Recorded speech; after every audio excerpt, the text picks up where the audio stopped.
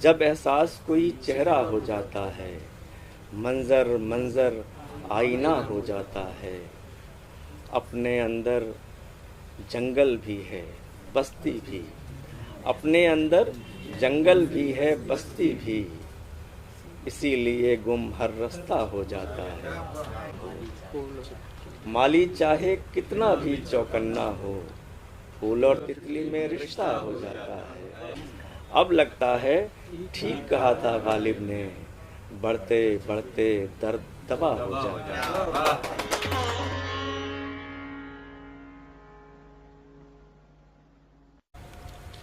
जश्न अल्फाज की तरफ से मैं आप सभी का स्वागत करता हूँ।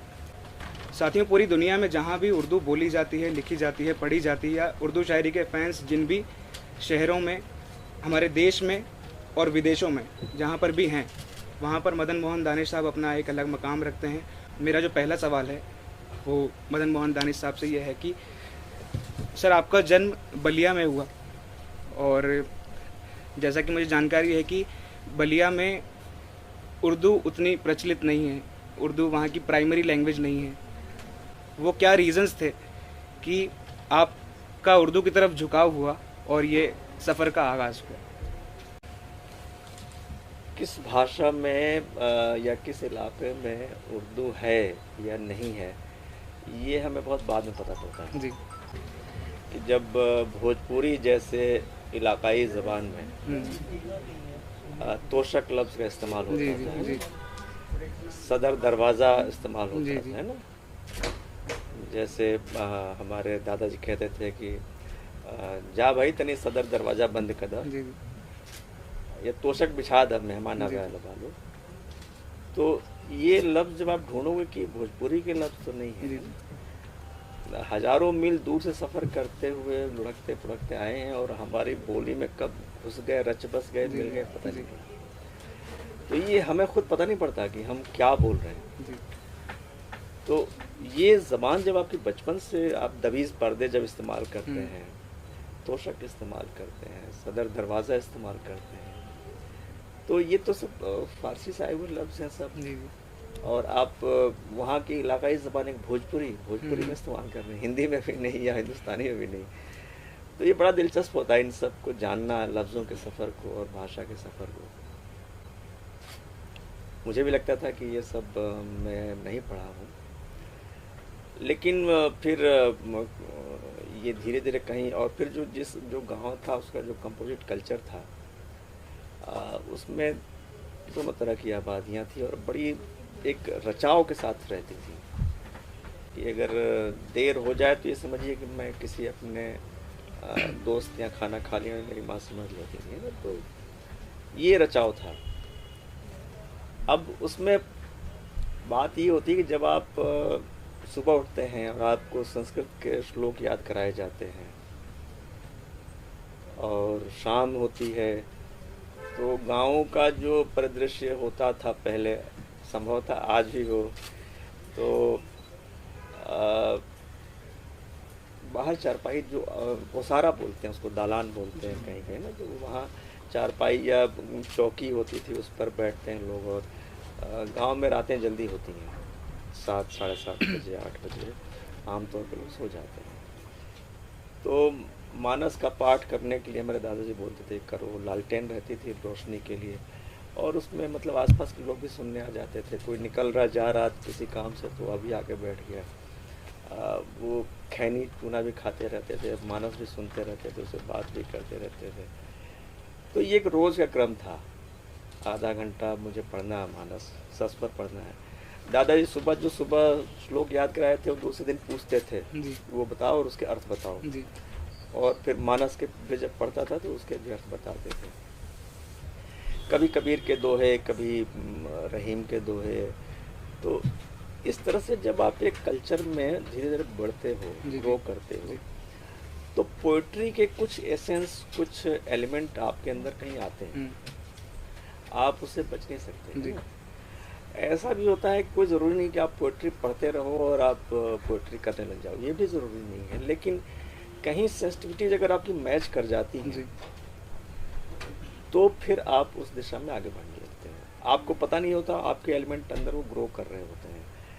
अब एक कंपोजिट कल्चर में रहने वाला आदमी सूर, तुलसी, मीर, कबीर को पढ़ने वाला और मानस को पढ़ता हुआ, गीता को भी पढ़ता हुआ, मतलब ऐसे रोल करता हुआ आगे बढ़ रहा है उम्र के पायदान पे। आते आते कब वो फिर गीतांजलि पढ़ने लगता है और कब उसका झुकाव कविता की तरफ इस तरह धीरे धीरे होने लगता है, थोड़ी सी गाढ़ी कविता की तरफ भी, ये भी उसको नहीं पता। ये सब सारी चीज़ें स्वाभाविक होती हैं। कोई ऐसा कारण, एक कारण नहीं होता कि जिसकी वजह से आप कविता की तरफ चले गए, कि कोई लाइफ का ऐसा टर्निंग पॉइंट आया और आप कविता की तरफ मुड़ गए।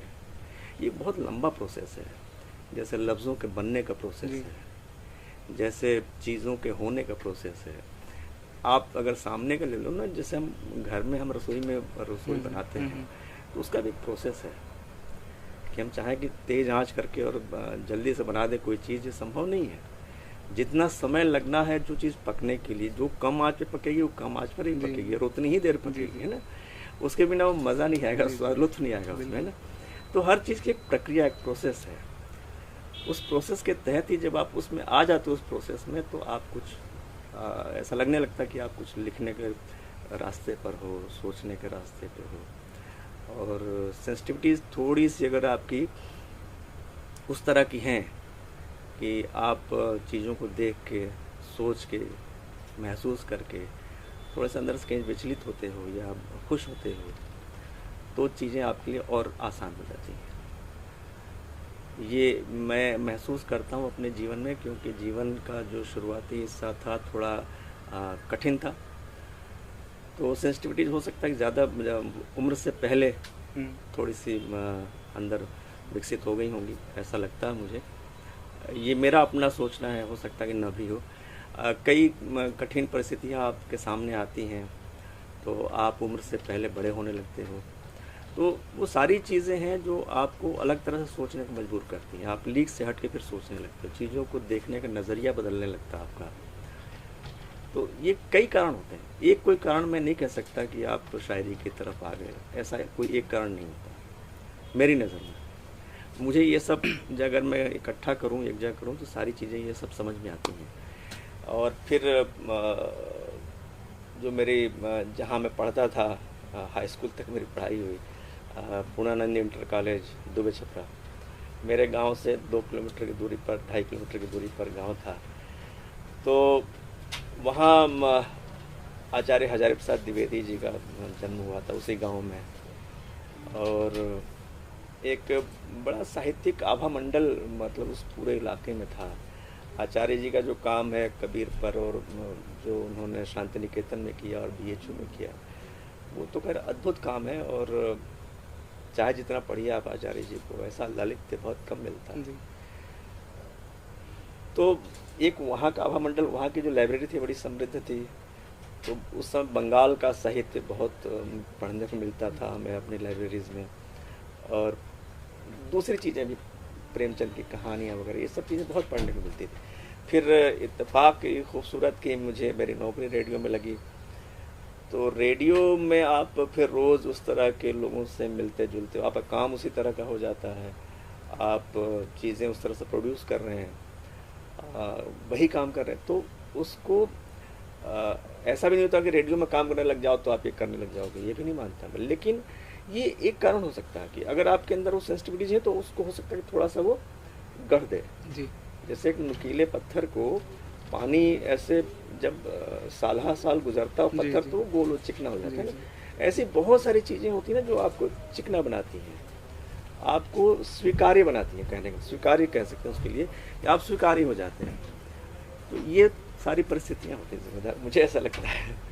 हमारे उर्दू अदब में एक परंपरा रही है उस्तादी और शागिर्दी की, और कई दफ़े तो ये भी देखने को मिलता था कि शागिर्द अपना बोरिया बिस्तर बांध के एक लंबे समय के लिए अपने उस्ताद के पास चले जाते थे, फिर वहीं रहते थे और अपनी शायरी में निखार लाते थे, चीज़ें सीखते थे। लेकिन आज उस्ताद ढूंढना मुश्किल है, तो जो नए कहने वाले हैं किस तरीके से वो अपनी शायरी में निखार ला सकते हैं, इसको लेके?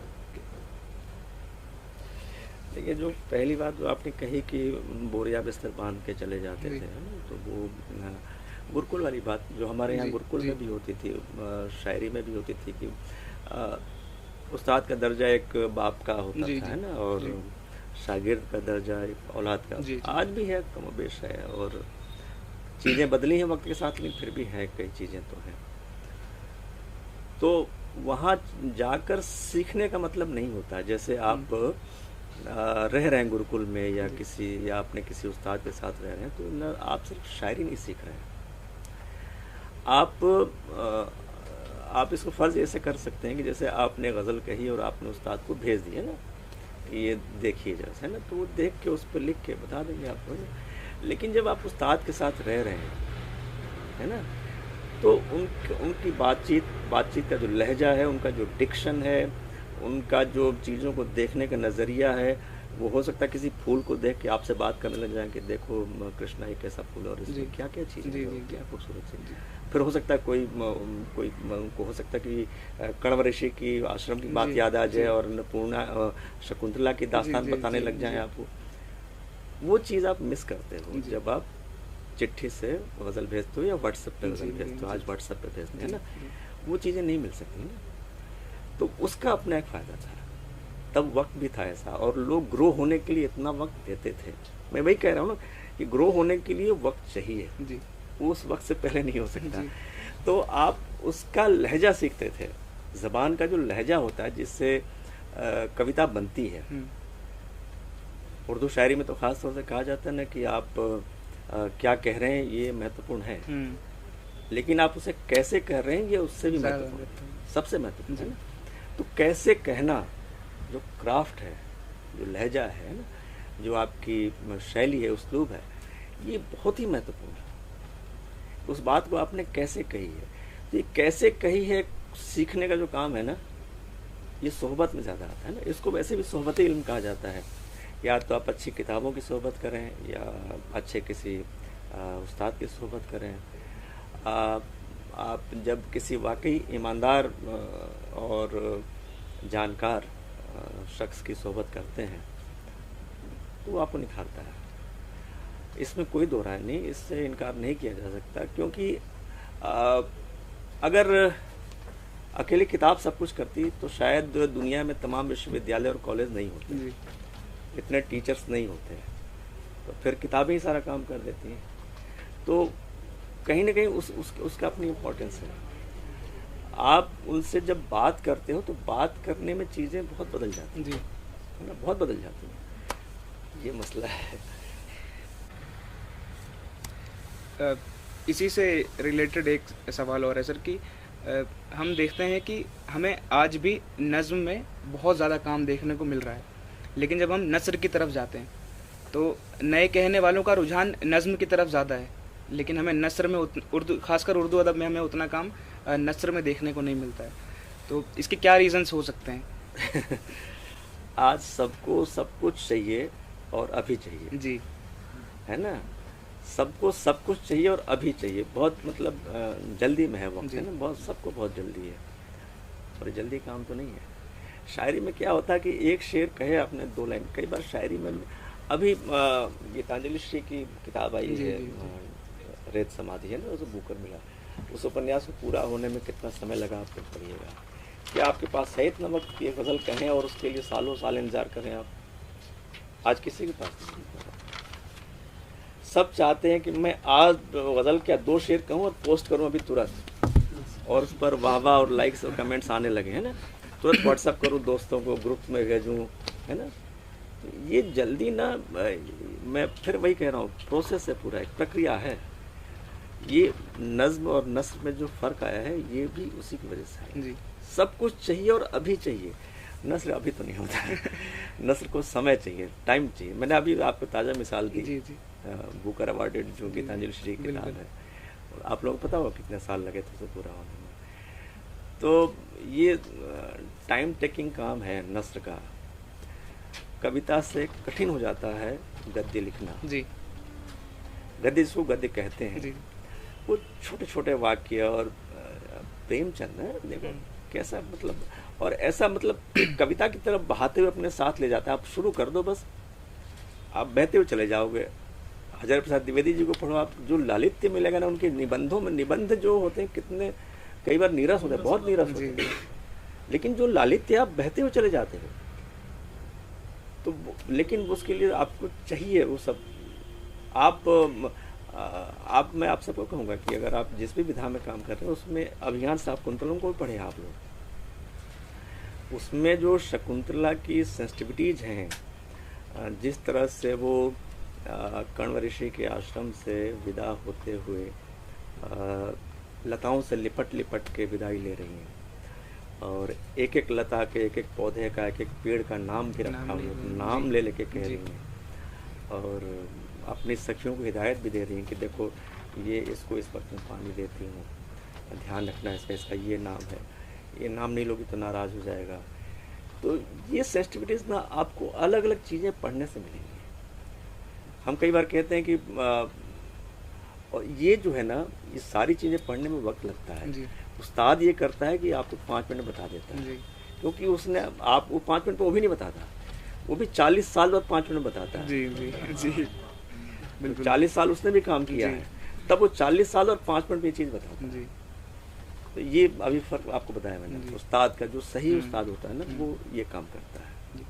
एक सवाल यह है सर मेरा कि शेर में जिस तरीके से लफ्ज़ बरते जाते हैं, और शेर में एक लफ्ज़ बरतने से शेर का मेयार ही बदल जाता है, ऐसी क्या चीज़ें हैं जिनको शेर में लाने से बचना चाहिए? दरअसल क्या होता है ना कि एक लफ्ज़ कई बार बहुत बड़ा फर्क पैदा कर देता है शेर में, है ना। और उस एक लफ्ज़ से कई बार शेर बहुत अच्छा बन जाता है और कई बार बहुत हल्का हो जाता है ना। अब जैसे फर्ज करिए कि आप ऊपर कह रहे हैं अता कर दो, है ना, अता लफ्ज़ इस्तेमाल किया आपने, है ना, देने के लिए ना, दे दीजिए। अता में थोड़ी विनम्रता का भाव अतिरिक्त आ जाता है, और नीचे कोई बहुत आप जदीद मिसरा इस्तेमाल करते हैं। अब मैं शेर इस्तेमाल करूं यहाँ ना किसी उसमें नेगेटिव सेंस में, तो अच्छा नहीं होगा। मैं हो सकता है आप ऑफ द माइक आपको फिर बता दूँ सारी चीज़ें, लेकिन मैं जो आपको समझाना चाहता हूँ, जैसे अब एक दाग की इस्लाह है, मैं आपको शेयर कर सकता हूँ, लेकिन मुझे शेर हूबहू नहीं याद है, तो उसको ठीक से बरतना भी मतलब अच्छी बात नहीं है, लेकिन उसका मैं मतलब बताता हूँ आप लोगों को कि ज़माना, आप समझिए कोई अपनी कब्र में पड़ा हुआ है और वो कह रहा कि ज़माना देखने आया है मुझको, ये शेर का मतलब है ना। अब शागिर्द ने कहे कि दाग के पास गज़ल पहुंचाई, दाग ने उसमें, अगर आप लोग उर्दू स्क्रिप्ट से वाकिफ़ होंगे तो आया है में नुक्ता लगता है, उस नुक्ते को नीचे से उठा के उन्होंने ऊपर कर दिया, तो वो हो गया आता है। ज़माना देखने आया है मुझको और ज़माना देखने आता है मुझको जी। एक दिवंगत आदमी को ज़माना देखने आया है मुझको और ज़माना देखने आता है मुझको में क्या फ़र्क हो गया, ये आप खुद महसूस कर सकते हैं। ज़मीन से उठ के शेर आसमान में पहुंच गया ना। ज़माना देखने आया है मुझको, ये वन टाइम इवेंट हो गया ना, और ज़माना देखने आता है मुझको, ये लाइफ टाइम हो गया, मतलब एक कॉन्टीन्यूअस लाइफ टाइम प्रोसेस हो गया ये। तो एक लफ्ज़ में कई बार क्या एक मात्रा में फ़र्क आ जाता है, एक हर्फ से भी फ़र्क आ जाता है शेर में। ये आप पर निर्भर है कि आप चीज़ों को देखते कैसे। आप देखेंगे तो लफ्ज़ आपके पास आएंगे। अब उन लफ्ज़ों को चुनना, जैसे रद्द कबूल की जो एक योग्यता होती है, सलाहियत होती है ना, वो चीज़ों को पढ़ने और उनको समझने से आती है। कई बार हम जितनी चीज़ें पढ़ते हैं उसमें हमारे लफ्ज़ों का जो भंडार है ना, वो बढ़ता जाता है। लफ्ज़ हमें कहाँ से मिलते हैं? कोई ख्याल आया तो लफ्ज़ कहाँ से मिलेंगे हमें? हमारा लफ्ज़ हमें ब्रेन ही तो देगा ना, वो कहाँ से देगा? तो वो उसके पास जो आपने फीड किए हुए लफ्ज़ हैं वही तो देगा। कोई स्थिति अगर आई आपके सामने कि ये बात कहनी है, तो उस बात को कहने के लफ्ज़ ब्रेन आपको within fraction of seconds दे देता है कि आप ये बात कहिए, इस तरह से कहिए, ये लफ्ज़ इस्तेमाल कर लीजिए, है ना। 2 4 5 लफ्ज़ जो है हाथ उठा के खड़े हो जाते कि हमें बरत लीजिए, है ना। आप उसमें से एक ले लेते हैं। हो सकता है आपके पास लफ्ज़ों का भंडार ज़्यादा हो, तो जब ज़्यादा होंगे तो ऑप्शन ज़्यादा होंगे, आप उसको फिर बरतोगे जो बिल्कुल अप्रोप्रिएट होगा।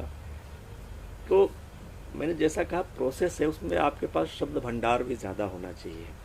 जब आपके पास शब्द भंडार नहीं होंगे तो आप उसी 2 4 लफ्ज़ों में से एक कोई लफ्ज़ लोगे और आपकी नज़र।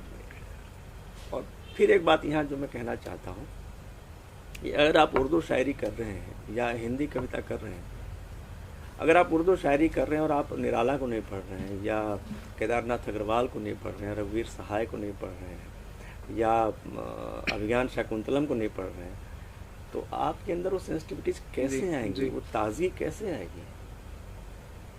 ताजगी सिर्फ हम जो कर रहे हैं वही सिर्फ देखते रहने से नहीं आता। मैं अभी थोड़ी देर पहले बात कर रहा था कि मतलब कलाएं आपस में इतनी अंदर से गुथी हुई हैं कि आप उनको अलग अलग करके नहीं देख सकते। एक कविता में कई बार एक कहानी होती है जी। एक कहानी में पता लगे एक संसार है पूरा।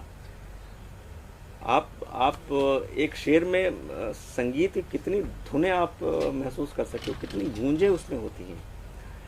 और सीधी सी बात यह है कि जब आप शेर कह रहे हैं तो उसमें जो आपका एहसास है और लफ्ज़ है आपस में मतलब ऐसे टकराएं कि झनकार पैदा है, गूंज पैदा हो, तब तो बात बनती है। वरना आप लफ्ज़ कोई भी इस्तेमाल कर लें तो बात तो आपकी हो ही जाएगी। लेकिन जो आदमी रुकता है पढ़ने वाला या सुनने वाला, वो वहीं रुकता है या वो सीधे दिल पे जाके असर वही लफ्ज़ करते हैं जो आपने उस गूंज से निकाला है। उससे नहीं निकालेंगे आप तो सामने के लफ्ज़ तमाम मिलते हैं, बहुत मिलते हैं। इसी क्रम में मेरा एक सवाल और है कि गुज़रे समय में हम जो उपमाएं देखते थे कि लबों के लिए गुलाब की उपमा दे दी गई, आँखों के लिए झील की उपमा दे दी गई, माथे के लिए चांद की उपमा दे दी गई। हमें नई शायरी में या जदीद शायरी में कहन का तरीका तो नया मिल जाता है, लेकिन हमें उपमाएं अभी भी वही मिलती हैं कि माथे को चांद ही कहा जा रहा है, आँखों को झील ही कहा जा रहा है। इसके क्या रीज़न्स हो सकते हैं? अब इसके पीछे जो रीज़न्स है ना, क्या होता है कि जो गज़ल की बात ख़ास तौर से आप कर रहे हो, गज़ल में अंग्रेज़ी के लफ्ज़ भी आ रहे हैं और हिंदी के लफ्ज़ भी आ रहे हैं। हिंदुस्तानी है उस वजह से तो हिंदी लफ्ज़ इस्तेमाल करना कोई वैसी बात नहीं है। लेकिन जो दूसरी भाषाओं के लफ्ज़ आ रहे हैं या जो उपमाएँ बदली जा रही हैं, उसके साथ मुश्किल ये है कि वो कबूल नहीं होती। जी। कबूल क्यों नहीं होती? अब सवाल ये ना, कबूल क्यों नहीं होती? कबूल ये इसलिए नहीं होती कि आप उसको गज़ल बना के नहीं शामिल करते उसमें। उन नई उपमाओं को गज़ल बना के आपको उसमें डालना पड़ेगा ना। अब बशीर बद्र का शेर है ना, वो जाफरानी पुलोवर उसी का हिस्सा है ना, जो कोई दूसरा पहने तो दूसरा ही लगे। तो ये पुलोवर तो अंग्रेजी का लफ्ज़ है ना, वो लेके आए ना, लेकिन वो गज़ल में बना के लेके आए हो, गज़ल में ढाल के गज़ल कह के वो लेके आए हो, है ना। वो हरे रिबन से बंधा हुआ क्या है वो, हाँ, वो हरे रिबन से बंधा हुआ ये गज़ल का लहजा नया नया न कहा हुआ न सुना हुआ ना। तो ये रिबन ऐसा नहीं कि आ नहीं रहा, हम आपके सामने मिसाल है ना, पुल को भी अब याद नहीं है, नीचे एक दरिया बहता है ना, ये लेके आए ना मोहम्मद अली। तो चीज़ें आती हैं, आप निदा को पढ़िए, आप वो भी लेके आए। मसला ये है कि जो हमारी जनरेशन में भी बहुत अच्छे कहने वाले हैं, लेकिन वो जो जल्दबाजी है ना कि उसको गज़ल में लाने के लिए आपको एक लंबा सफ़र तय करना पड़ता है, उसको गज़ल बनाना पड़ेगा। आप जब तक उसको गज़ल बनाएंगे नहीं उपमा को, तो सिर्फ एक नई बात कह देना थोड़ा शेर बनता है। नई चीज़ कोई ले आके कह दें तो वो गज़ल कबूल नहीं करती। गज़ल इस मामले में बहुत सख्त है और ये सख्ती ही उसको इतनी मतलब मकबूल बनाए हुए आज भी। इतने 100 साल हो गए लेकिन गज़ल की जो गज़ल बूढ़ी नहीं हुई है। जी जी, है ना, गज़ल अपनी उम्र पे बरकरार है ना, तभी इतने लोग सुन भी रहे हैं ना और पूरी दुनिया में उसके चाहने वाले हैं। इसकी वजह ही कि उसकी सख्ती है, उसने अनुशासन अपना बहुत सही रखा हुआ। ये दायरा है मेरा, इसी में आओ, बहुत ज़्यादा इधर उधर मत जाओ, थोड़े बहुत ही रियायत है, ज़्यादा की नहीं है। तो उसको गज़ल बना के लाना पड़ेगा। वो गज़ल बना के लाना थोड़ा सा मुश्किल होता है। चीज़ें हो रही लेकिन बहुत कम हो रही हैं, नई उपमाएँ भी आ रही लेकिन बहुत कम आ रही हैं। चीज़ें हो रही लेकिन बहुत कम हो रही हैं, नई उपमाएँ भी आ रही लेकिन बहुत कम आ रही हैं। सर, मेरी एक गुजारिश है आपसे, और शायद हम सब भी आपसे कुछ गज़लें सुनना चाहते हैं, तो अगर आप अपनी कुछ गज़लें हमें सुना सकें तो। जब एहसास कोई चेहरा हो जाता है, जब एहसास कोई चेहरा हो जाता है, मंजर मंजर आईना हो जाता है। अपने अंदर जंगल भी है, बस्ती भी, अपने अंदर जंगल भी है, बस्ती भी, इसीलिए गुम हर रास्ता हो जाता है, इसीलिए गुम हर रास्ता हो जाता है। माली चाहे कितना भी चौकन्ना हो, माली चाहे कितना भी चौकन्ना हो, फूल और तितली में रिश्ता हो जाता है, फूल और तितली में रिश्ता हो जाता है। और शेर यूं कि अब लगता है ठीक कहा था गालिब ने, अब लगता है ठीक कहा था गालिब ने, बढ़ते बढ़ते दर्द दवा हो जाता है। रात क्या होती है हमसे पूछिए, आप तो सोए सवेरा हो गया। मैं सुनाता हूँ गज़ल की, और क्या आखिर तुझे जिंदगानी चाहिए। आरज़ू कल आग की थी, आज पानी चाहिए, आज पानी चाहिए। अब आप लोगों को तो ज़बानी याद है। आरज़ू कल आग की थी, आज पानी चाहिए। इसको हंसने के लिए तो उसको रोने के लिए, इसको हंसने के लिए तो उसको रोने के लिए। वक्त की झोली से सबको एक कहानी चाहिए, वक्त की झोली से सबको एक कहानी चाहिए। ये कहाँ की रीत है, जागे कोई सोए कोई, ये कहाँ की रीत है, जागे कोई सोए कोई। रात सबकी है तो सबको नींद आनी चाहिए, रात सबकी है तो सबको नींद आनी चाहिए। अब देखिए ये शेर जो है ना मशहूर ज़माना है ना, लोगों ने मशहूर कर दिया इसे। अब जो भी है मुझे तो नहीं पता क्या है शेर में, लेकिन जो एक पुरानापन आ जाता है ना, जी जी, शेर में पुरानापन आ जाता है ना। तो जो नया शेर आप सुनकर जिस तरह से चमक उठते हो ना, और आप खुश होते हो और आपकी तालियां आती हैं, तो वही शेर जो आपको कुछ समय पहले बहुत अच्छा लग रहा था और आप उस पर झूम रहे थे, उसको सुन के आपको उतनी खुशी नहीं होती। क्योंकि पुरानेपन का अपना एक मकाम है। जी जी, एक शेर है मेरा कि, लेकिन ये पुरानापन जो है ना, ये बहुत काम की चीज़ है। सुनिएगा कि वो भी शेर सुनाता हूँ आपको ना, जो पुरानेपन वाला। किसी का हौसला होना था मुझको, तो हर रुत में हरा होना था जी मुझको, जी जी, तो हर रुत में हरा होना था मुझको। नहीं छोड़ा पुरानेपन को अपने, नहीं छोड़ा पुरानेपन को अपने, इसी से फिर नया होना था मुझको। वाह वाह वाह वाह, पुरानेपन में नया नहीं है, ये मतलब सोच लेना बहुत गलत कर रहे होंगे अगर हम ऐसा सोच लेते हैं। हम नया भी होंगे तो उसी पुरानेपन के साथ ही होंगे। पत्थर पहले खुद को पत्थर करता है, पत्थर पहले खुद को पत्थर करता है, उसके बाद ही कुछ कारीगर करता है। पत्थर पहले खुद को पत्थर करता है, उसके बाद ही कुछ कारीगर करता है। एक जरा सी कश्ती ने ललकारा है, एक जरा सी कश्ती ने ललकारा है, एक जरा सी कश्ती ने ललकारा है। अब देखें क्या ढोंग समंदर का है। क्या बात, तो अब जैसे इसमें ढोंग लफ्ज है ना, इसका बदल और कुछ नहीं है। जी और जो समंदर करेगा वो ढोंग ही होगा, जी, है ना। तो अगर आप ढोंग की बजाय कुछ और इस्तेमाल करते हो तो इसकी जो ये जो असर है ना उसका, वो कम हो जाएगा। तो ये मैं कहना चाह रहा था ना। अब देखें क्या ढोंग समंदर करता है, कान लगाकर मौसम की बातें सुनिए, कान लगाकर मौसम की बातें सुनिए, कुदरत का सब हाल उजागर करता है। क्या बात, वाह वाह वाह वाह, कान लगाकर मौसम की बातें सुनिए, कुदरत का सब हाल उजागर करता है।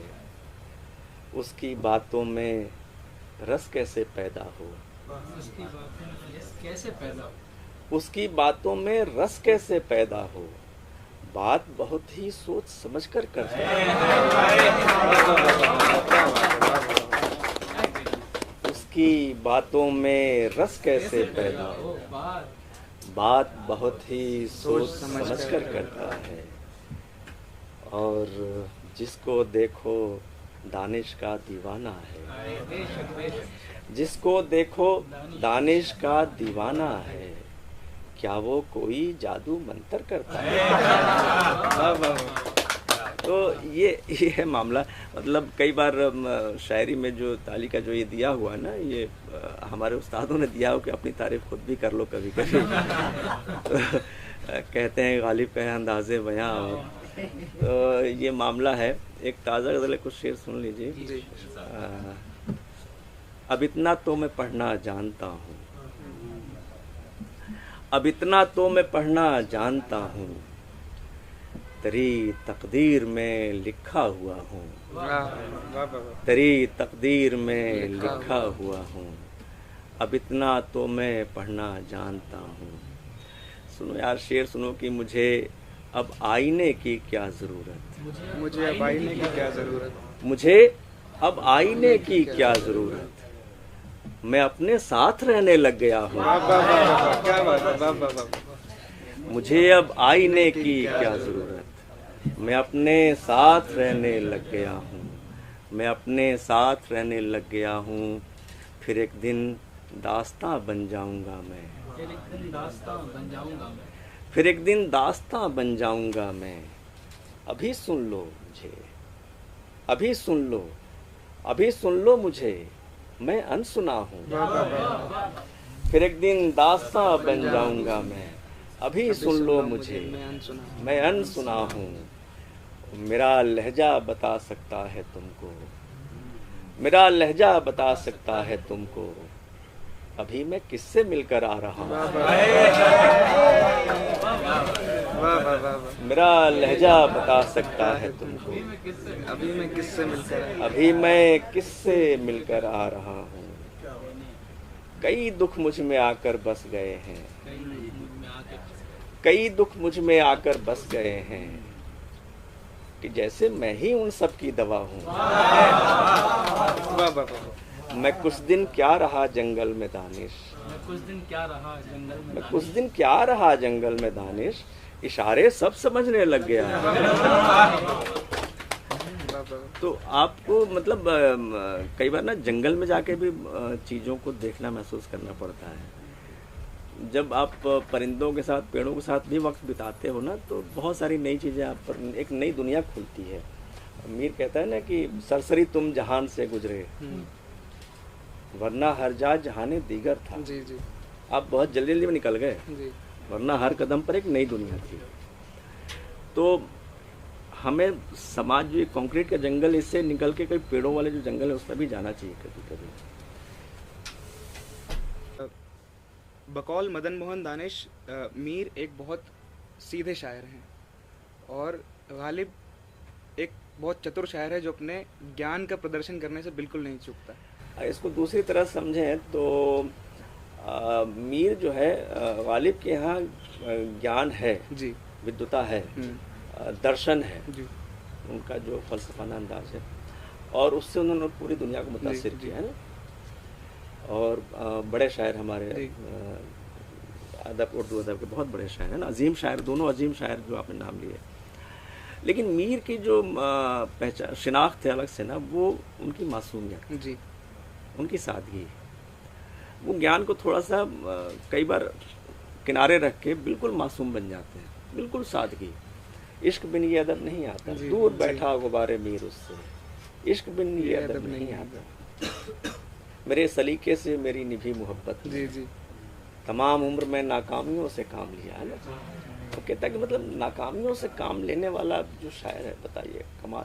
तमाम सुख को, तमाम चकाचौंध को, रौनकों को तज के, और आप वो अपने नाकामियों को मतलब ऐसा बना लेते हैं अपने लिए कि वो काम आ जाए ना।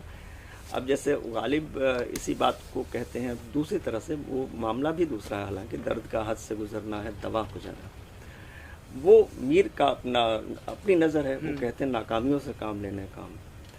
तो दोनों अपनी अपनी जगह बड़े शायर हैं, लेकिन दोनों को अब जब हम पढ़ते हैं तो दोनों को पढ़ने की हमारी नज़र होनी चाहिए जी उस अगर नज़र से पढ़ते हैं तो फिर दोनों समझ में आते हैं, वरना दोनों में बड़ा कॉम्प्लेक्स पैदा हो जाता है। मीर को पढ़ते हुए आपके मतलब शेर आपके साथ हो लेते हैं। गालिब कैसे 50 शेर हैं जो आपको हमेशा याद रहते जी हैं और मौके मौके पर याद आते रहते हैं। आप बहुत परेशान हैं तो गालिब याद आ जाएगा, रहिए वैसी जगह चलकर जहाँ कोई ना हो, हम सुखन कोई ना हो और हम ज़बां कोई ना, है ना। ऐसे वो कोटेबिलिटी गालिब जी, के जी। यहाँ खूब है। वही बात मीर के यहाँ, लेकिन मीर के यहाँ जो मासूमियत है ना, वो उनकी अपनी अलग पहचान जी है। और शायद इसीलिए उन्हें खुदाए सुखन भी कहा जी गया। जी शायद इसीलिए खुदाए सुखन भी कहा गया। मीर का जो शेर है, अब कितने लोग ये मानते हैं कि यही जाना कि कुछ न जाना कुछ न है, जाना सो भी एक उम्र में हुआ मालूम। जी बाकी ये कितना मतलब मुश्किल है ये जान लेना कि मुझे कुछ नहीं आता, और जान लेने के बाद स्वीकार कर लेना, यही जाना कि कुछ न जाना है, सो भी एक उम्र में हुआ मालूम। ये ऐसा मकाम है जो मतलब मासूमियत के बिना नहीं आता, आपकी सादगी के बिना नहीं आता। आप जो चीज़ों को तज रहे होते हैं ना, छोड़ रहे होते हैं। अब ये तजना लफ्ज़ है, ये त्यागने के जो कबीला है, जो ख़ानदान है, उससे बना हुआ है, लेकिन ये अपना एक अलग इम्प्रेशन छोड़ता है, अपना अलग स्वभाव छोड़ता है। तो जब आप चीज़ों को तज रहे होते हो ना, तब ये मकाम आता है जब आप कहते हो कि यही जाना कि कुछ न जाना, सो भी एक उम्र में हुआ मालूम। मीर ये जी अब जब हम खुद को एज अ शायर देख रहे होते हैं और हमारे पास कोई कलाम होता है, हमारी कोई पुरानी गज़ल है और हम उसको कुछ वक्त बाद छेड़ते हैं और फिर हम उसको कुछ वक्त बाद फिर छेड़ते हैं, या फिर हम कभी उसको तर्क कर देते हैं, तो किसी भी कलाम में कब तक गुंजाइश रहती है कि उसको छेड़ा जा सकता है, या फिर किस जगह पर आकर फिर उसको तर्क कर सकते हैं?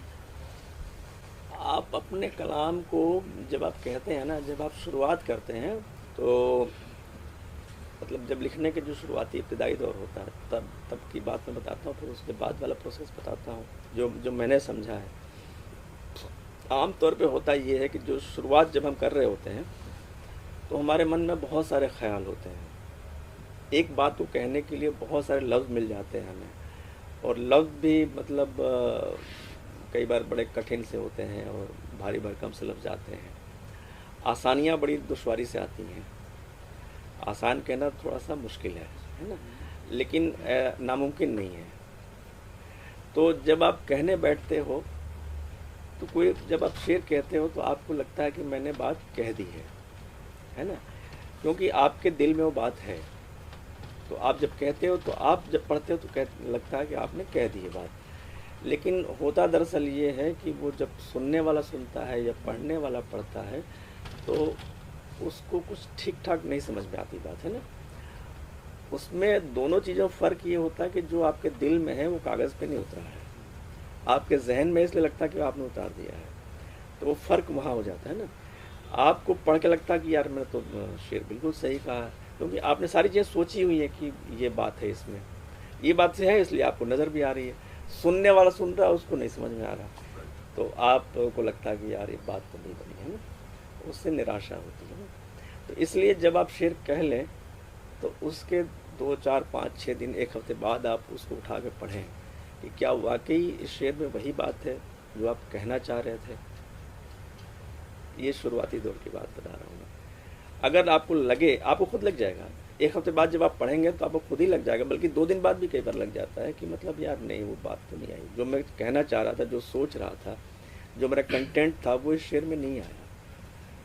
तो फिर आपको ये भी समझ में आने लगता कि क्यों नहीं आ रहा, और फिर वो आप उसको बदलते हो।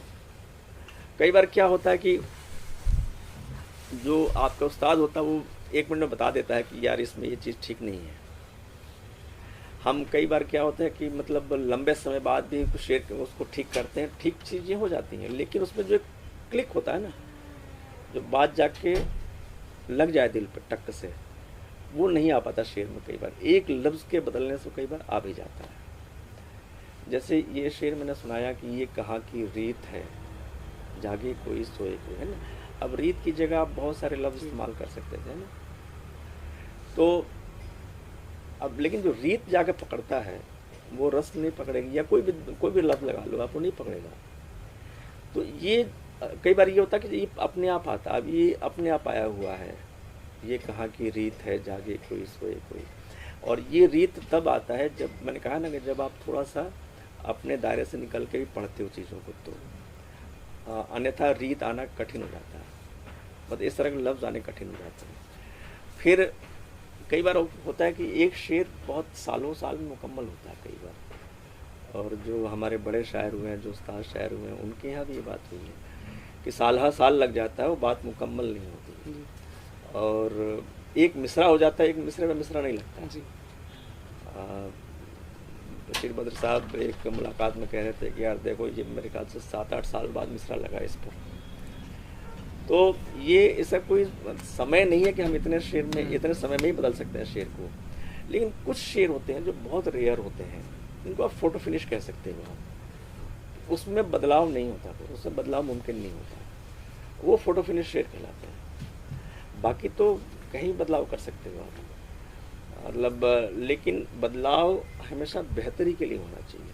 अगर आपके अंदर ये समझ आ जाती है कि जो मैं बदल रहा हूँ वो इसको अच्छा कर रहा है, कई बार क्या होता है कि आप अच्छे को बुरा कर देते हो, रिवर्स भी हो जाता है कि आप अच्छा कहे हुए हो लेकिन आप ऐसा कुछ चेंज कर देते हो, ऐसा बदल देते हैं कि वो शेर साधारण हो जाता है या बुरा हो जाता है। तो ये भी होता है, इससे बड़ा थोड़ा सावधान रहिएगा आप लोग। आप जैसे मैंने ये गज़ल सुनाई, पत्थर पहले खुद को पत्थर करता है ना, ये करीब 30-35 साल पुरानी गज़ल है। तो अब 35 साल बाद मैं कुछ अलग तरह सोचता हूँ कि मतलब मुझे अब आईने की क्या ज़रूरत, मैं अपने साथ रहने लग गया हूँ, है ना। तो ये अब मेरी सोच ये है ना, या कहानी में सहा हर दुख उसी ने, पसंदीदा जो था किरदार मेरा। तो ये बातें बदलती जाती हैं, आपके अनुभव का दायरा बदलता जाता है, आपको चीज़ों को देखने का नज़रिया बदलता जाता है, तो बातें बदलेंगी। मैं जो कह रहा हूँ कि जो पत्थर पहले आपने कहा 35 साल पहले, वो उस उम्र की कही हुई चीज़ है, उसको बदलेंगे आप तो वो बिगाड़ लेंगे आप उसको मत बदलिए, उसको तो वो वही रहने दीजिए, आप नया कहिए। उम्र के साथ जब आप बढ़ रहे हैं आगे तो नया कहना पड़ता है, उसको नहीं बदलना पड़ता या उसको नया नहीं करना पड़ता। वो तो फिर नया करेंगे तो पैबंद लग जाएगा उसमें। नहीं करते ही नहीं। आप अगर नकारते हैं या बदलते हैं तो पैबंद लगना जैसे हो जाएगा। हाँ बिल्कुल लगेगा, और अपने लिखे हुए पे हंसी आनी भी चाहिए। क्या लिखा है मैंने, आप पुराने कोई कपड़ा है आपके पास, शर्ट है, तो वो पुराना है तो उसका पुरानापन का अपना एक मोल है, लेकिन पुराने को आप नया करना चाहते हैं तो उस पैबंद तो लगेगा फिर। तो ये जितने रचनाकार हैं उन सबके साथ होता है ये कि तब का शेर ये था और 20 साल बाद का शेर, 30 साल बाद का शेर ये है। दर्शन को नकार देते हैं, प्राय के दर्शन को जुंग ने नकारा, किसी और नकारा, पर उस तरीके से हम कविता को नहीं नकारेंगे। नहीं, कविता को तो नकारना भी नहीं चाहिए। उम्र के साथ आप बदलते हैं, आपकी सोच बदलती है, लेकिन कविता कैसे बदलेगी? वो जो शेर है आपकी उस उम्र का प्रतिनिधित्व कर रही है। अब जब हम इस उम्र में आते हैं तो कहते हैं कि उम्र होती है पुरानी हर दिन, तजुर्बा रोज़ नया होता है। तो तब आप ऐसे शेर कहते हैं ना, ज़िंदगी रूप बदल लेती है, सिर्फ मर जाने से क्या होता है। तो तब आप ये शेर कहते हैं, और तब आप उस समय ये कहते हैं कि जिसको देखो दानिश का दीवाना है जी, क्या वो कोई जादू मंत्र करता है। तो इसको बदलना नहीं चाहिए। अगर आप बदलेंगे तो इसमें पैबंद लग जाएगा।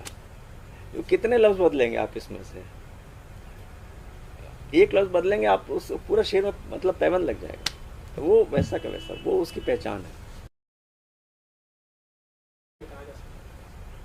नहीं, दरअसल गज़ल में मक्ता कहना कतई ज़रूरी नहीं है। जो एक पहले फॉर्मेट था, वो उसमें बहुत सारी चीज़ें बदली हैं। जो उस्ताद होता था वो आपको तखल्लुस दे देता था, आप एक तखल्लुस रखते थे, और उस तखल्लुस से पहचान होती थी कि मतलब ये आप ही गज़ल है ना, मीर की गज़ल है या गालिब की गज़ल है ना। मीर उन्नी बाज़ आँखों में सारी मस्ती शराब की सी। तो लेकिन वक्त के साथ, समय के साथ चीज़ें बदली हैं, बहुत बदली हैं। अब सवाल ये है कि मक्ता जो आप कह रहे हैं कि कहना, तखल्लुस का इस्तेमाल जब हम करते हैं, बल्कि तखल्लुस का ही क्या, गज़ल में एक एक चीज़ का, चाहे रदीफ़ हो, काफ़िया हो, मैं मक्ते पे आता हूँ, लेकिन पहले, उससे पहले एक और अहम बात जो मुझे अभी समझ में आ रही है बता दूँ आपको। कई बार क्या होता है, रदीफ़ है जैसे, है ना, तो रदीफ़ को मिसरे के साथ ऐसा होना चाहिए कि अगर रदीफ़ को अलग कर दो तो बात अधूरी लगे। अगर रदीफ़ को हटा दिया आपने और फिर भी बात मुकम्मल लग रही है, तो समझिए कि आप गलत हैं, आपने ठीक से ट्रीटमेंट नहीं किया शेर का। अब जैसे समझिए कि खामोशी को मेरी दुआ समझो, खामोशी को मेरी दुआ समझो, और जो बोल दूं हुआ समझो, है ना। तो अब ये, इसको अब समझिए, जैसे ना, खामोशी को मेरी दुआ। अब अगर हम यहीं रुक जाएं तो लगेगा ना कुछ अधूरा है ना। समझो कहते हैं तब पूरा वाक्य बनता है ना। खामोशी को मेरी दुआ समझो, मतलब वो समझो बहुत ज़रूरी है वहाँ होना, और जो बोल दूं हुआ। अब ये यहाँ भी रुक जाऊं तो लगेगा बिल्कुल कितना अधूरा, एब्रप्ट सा कुछ सेंटेंस है ना। समझो चाहिए। अब जो चीज़ मैंने आपको बताई है, आप इस बात को ध्यान में रखते हुए शेर पढ़ना। आपको अक्सर शेर मिल जाएंगे ऐसे कि अगर आप उस रदीफ़ को हटा के और शेर पढ़ो तो आपको बात पूरी लगेगी। वो लगता है कि अनावश्यक है, ये रदीफ़ अनावश्यक है। तो रदीफ़ का अदा होना, रदीफ़ का बामानी होना, जो अभी ये प्रशस्त कह रहे थे, उसी तरह से मक्ते का भी बामानी होना ये बहुत ज़रूरी है, अगर आप कर पाएँ तो, नहीं तो इस्तेमाल तो होता ही है। अब जैसे मैं एक शेर आप लोगों को सुनाता हूँ, उस गज़ल का शेर सुन लीजिए, फिर मैं बताता हूँ। वो 2-3 शेर सुन लीजिए उस गज़ल के, फिर मक्ते पे आऊँगा ना। एकदम मक्ते पे तो नहीं आया जा सकता। मक्ता मतलब कता कर देना, वाइंड अप कर देना, है ना। और मतले का मतलब होता है, मतलब तुलू एक लफ्ज़ है, टू बिगिन विथ, है ना। मतला मतलब गज़ल यहाँ शुरू हो रही है, और मक्ता मतलब वाइंड, टू वाइंड करती है ना उसको। अब उसका मतलब है कि मैं खुद से किस कदर घबरा रहा हूँ, तुम्हारा नाम लेता जा रहा हूँ, तुम्हारा नाम लेता जा रहा हूँ, गुज़रता ही नहीं वो एक लम्हा, गुज़रता ही नहीं वो एक लम्हा, इधर मैं हूँ कि बीता जा रहा हूँ, इधर मैं हूँ कि बीता जा रहा हूँ, गुज़रता ही नहीं वो एक लम्हा, इधर मैं हूँ कि बीता जा रहा हूँ। अब उसका मक्ता सुन लीजिए, है ना। गज़ल तो बहुत लंबी है, तो मक्ता यूँ है कि ये नादानी नहीं तो क्या है दानिश, ये नादानी नहीं तो क्या है दानिश, है ना। अब इसमें जो दानिश का मतलब है इंटेलेक्ट से है ना, और नादानी का मतलब कि नादान। तो इन जो दोनों की, अभी एक तो हम दानिश से मुखातिब हैं, है ना, कोई तीसरा शख्स है, तीसरा किरदार है जो दानिश से मुखातिब है ना। ये नादानी नहीं तो क्या है दानिश, है ना, ये नादानी नहीं तो क्या है कृष्णा, हम मुखातिब हैं इससे। तो ये जो शेर में दूसरा किरदार या तीसरा किरदार ले आना, ये भी उसमें एक ड्रामाइयत पैदा करना, ये भी एक आर्ट है ना। अब इसमें आर्ट में भी एक आपने और आर्ट छुपा दिया कि नादानी और दानिश की तकरार पैदा कर दिया, तो दानिश व बामानी हो गया, अब बिला वजह नहीं लग रहा है ना। ये नादानी नहीं तो क्या है दानिश, समझना था जिसे समझा रहा है। तो ये जब आप समझ जाते हो ना कि तखल्लुस का इस्तेमाल अगर आप कर रहे हैं, तो अगर वो बामानी हो, वहाँ उसकी ज़रूरत हो, तब उसमें कहते हैं सोने पे सुहागा हो, है ना, वरना अनावश्यक इस्तेमाल नहीं करना चाहिए। मैंने कहा ना, हमारे जो पुरखे थे ना, वो आज भी हमारे लिए फरिश्ते काम करते हैं, साथ चलते हैं दोनों कदमों पे, तो वो बताए रखते हैं मुझे, पुरखे ये कमाल करते हैं। आप देखो ना, पढ़ लो उठा के किसी मतलब किसी भी हमारे मतलब युग के जो युग कवि हैं सारे, चाहे वो मीर हो, कबीर हो, रहीम हो, है ना, सूर हो, तुलसी हो, रसखान हो, है ना, आप किसी को उठा के पढ़ लो, आपको सिखाएंगे कि बात कैसे कही जाती है। मैंने जो क्राफ्ट की बात कह रहा था ना, वो वही बात है।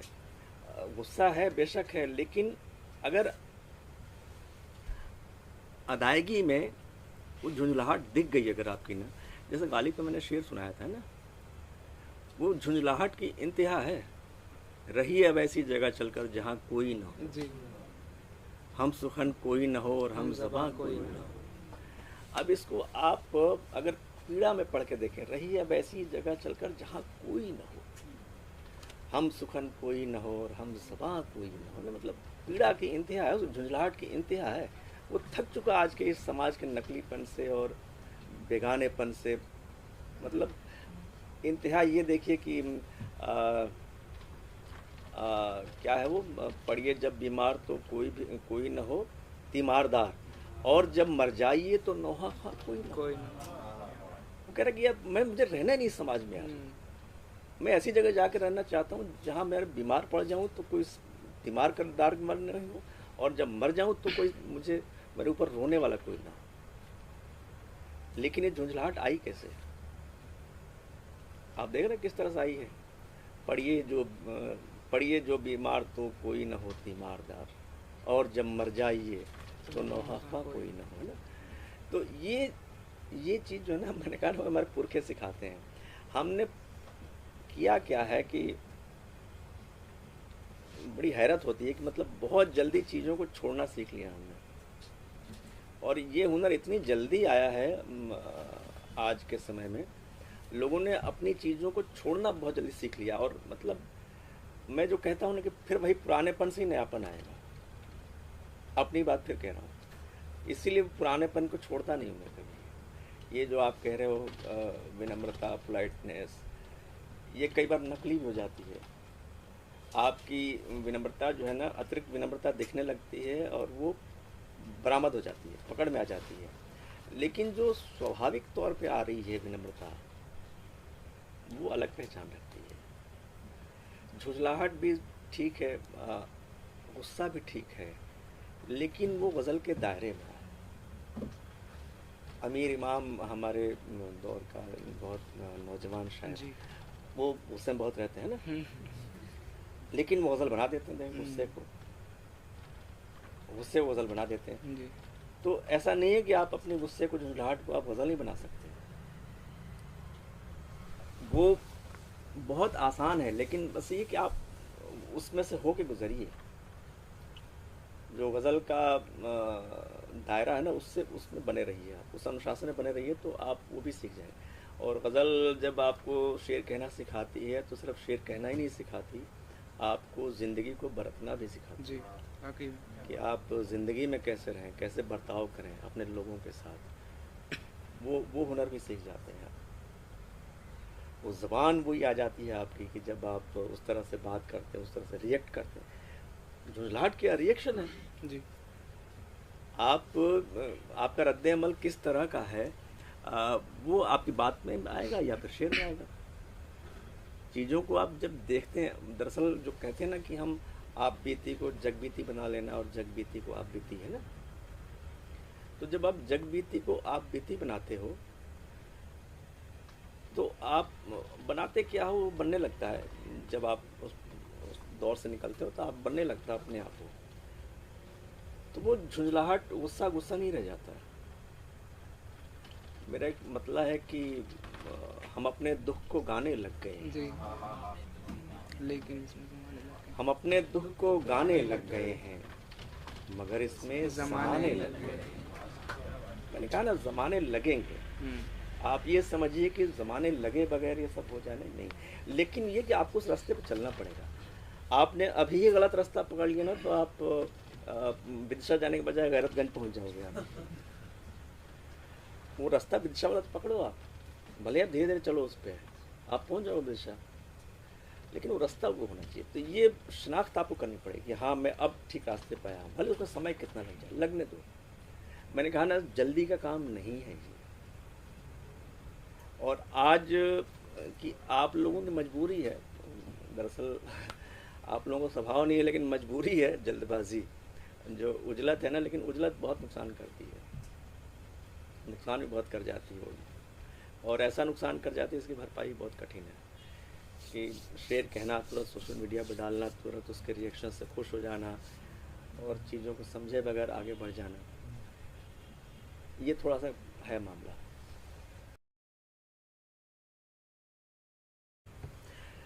क्या देखिए, मुझे मेरे नज़दीक दोहा वही दिल को छूता है जिसमें दोहापन हो जी। और ये दोहापन होना जो है ना, ये थोड़ा कठिन है। जैसे अच्छी संगत पाए के, निदा फाजली का दोहा है ये, अच्छी संगत पाए के संगी बदले रूप। अब ये संगी लफ्ज जो है ना, आप साथी कह सकते थे, अच्छी संगत पाए के साथी बदले रूप, संगी अच्छी, उसका डिक्शन अलग है दोहे का, डिक्शन नहीं बल्कि वो उसका दोहापन है, वो तभी समझ में आएगा, है ना। अच्छी संगत पाए के संगी बदले रूप, जैसे मिलकर आम से मीठी हो गई धूप। वाह वाह वाह वाह वाह, है ना। नदिया सींचे खेत को, तोता कुतरे आम, सूरज ठेकेदार सा, सबको बांटे काम। अब ये ठेकेदार है ना, तो ये सिर्फ खड़ी बोली में 13 और 11 की मात्रा में 2 पंक्तियां कह देना दोहा नहीं होता है जी। उसी तरह से शेर नहीं होता। फाइलातुन फाइलातुन से शेर बनता नहीं। जो फाइलातुन फाइलातुन या छंद विधान जो भी दिए गए हिंदी के या उर्दू के, है ना, उसका कोई शाब्दिक अर्थ तो है नहीं, कोई शाब्दिक अर्थ नहीं। उसका क्या अर्थ है बताइए ना। फाइलातुन फाइलुन फैलुन से कोई शाब्दिक अर्थ है नहीं है ना। तो फिर क्या है ये क्या है फिर? क्यों हमें दिया, हमारे बुजुर्गों ने पकड़ा दिया ये लो इसमें शेर कहो। एक फ्रेम ऑफ साउंड है, ये एक ऐसी आवाज़ों का एक ऐसा मतलब फ्रेम है जिसमें लयात्मकता है जी।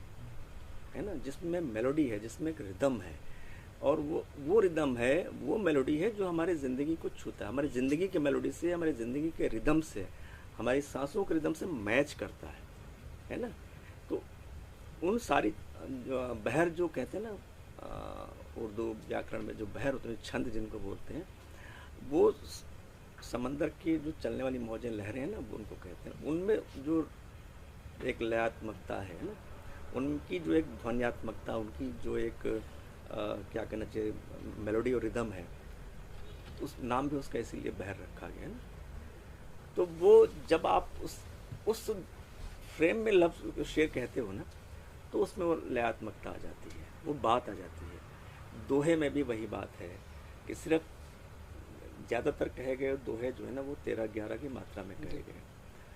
जब आप दोहापन लेके आते हो, है ना, आप कोई भी उठा के दोहा देखो, जी जी बिल्कुल, कोई भी दोहा उठा के देखो, क्या बात है, दिल को छूता है सीधे। जी।